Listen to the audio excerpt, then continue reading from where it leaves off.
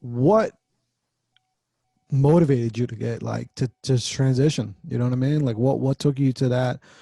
Because that's a tough mindset, and it's like it's so powerful because there's so many other people in the world who have had lifestyles like that but don't transition. So what for you was that, you know, that really made you say, nah, I'm changing my life? Honestly, it was somebody I was dating at the time. He was fed up with waiting for me to come in at night. And also I was really fed up. I was tired of the rat race that comes along with it. It's a very lonely life. You don't have the ability to make friends or just live, even if you're actually in it.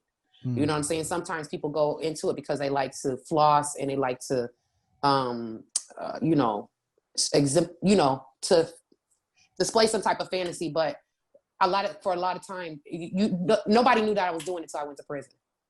And that's Mm. because I was very secretive, very quiet. And I also had businesses going at the same time to clean the money. So it was never something that somebody could say that I know that's what she's doing. It wasn't until the handcuffs were on me that the shit hit the fan and everybody found out this is what was going on. Yeah. So when I came home from prison, I had so much stuff going on in my personal life that I felt that that was my only option. Because the reentry programs that were available for female inmates are small and nil, especially if you're not doing a sentence longer than 3 to 5 years. Mm. So they didn't give me any options as far as reentry, different state assistant programs. I didn't qualify for it because I refused to take the label as an addict. Mm. And so that just left me to where I had no other choice. Only thing that I knew how to do without me going to school or having to pay somebody some money to learn was braid.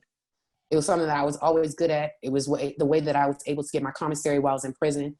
And it was in my blueprint for what I wanted to do when I came home from prison before I left. But unfortunately, life just takes you out of the way.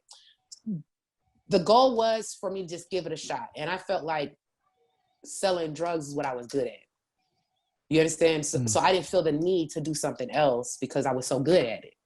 And it was just basically, when I first stepped into it, to be real blood raw honest, it was to prove everybody else wrong that I was better at selling drugs.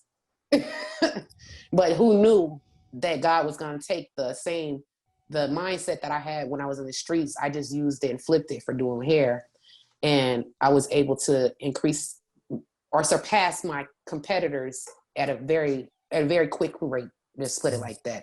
Like even with Yeah. social media, when I came onto Instagram at the end of 2015,